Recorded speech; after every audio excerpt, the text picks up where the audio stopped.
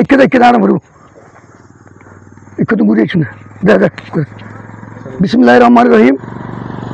আজকে আমাদের অবস্থানটা হচ্ছে নানিয়ারচরে। আর আমরা যে এলাকায় অবস্থান করতেছি ওই এলাকাটার নাম হচ্ছে নাকি নানিয়ারচর নানাকুরুম এলাকা। আসলে তথ্যটা কি সঠিক না মিথ্যা এটা জানি না, কেউ যদি জানেন কমেন্টে বলবেন জিজ্ঞেস।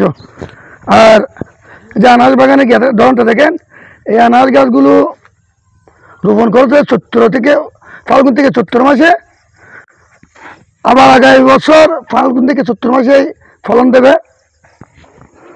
তো দেখেন আমি ওদিকে যাচ্ছি না, কারণটা হচ্ছে দেবে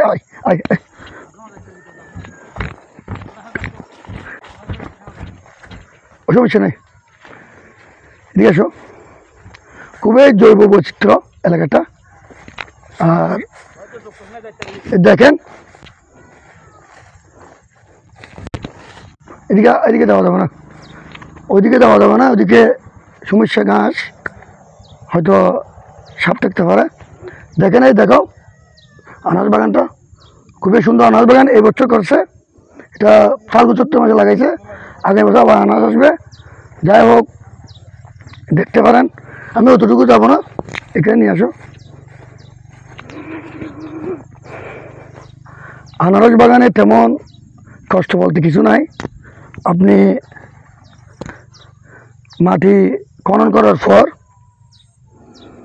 গাছগুলো যদি লাগাই দেন, লাগার পর এই এখন গাছ উঠতেছে, দেখো দেখেছো এই গাছগুলো উঠতেছে, এগুলো একবার হয়তো দুইবার যদি পরিষ্কার করেন, এরপরে আর পরিষ্কার করতে হবে না। এটাই আনাজ বাগানের হিসাব নিকাশ। আগামী বছর ফাল্গুন থেকে চৈত্র মাসে ফলন কাটবে। আর আনাজ বাগানের ফাঁকে ফাঁকে আপনি হয়তো অন্যান্য ফলনও লাগাতে পারবেন। আনাজ বাগান চলে যাওয়ার পর অনেকেই মালটা ছাড়া আম বাগান, কাঁঠাল বাগান, বিভিন্ন বাগান সৃজনশীল করে। এই দেখেন কাঁঠাল বাগান, এগুলো কাঁঠাল বাগান, সব কাঁঠাল বাগান, এগুলো গিয়ে কাঁঠাল বাগান করবে। আর আসো দেখি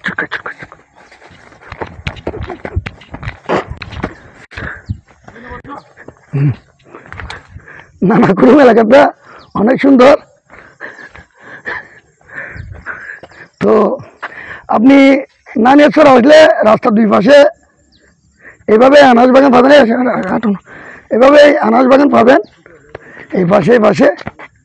আর রাস্তার দুই পাশে আপনি বাঙালি বসতি দেখবেন।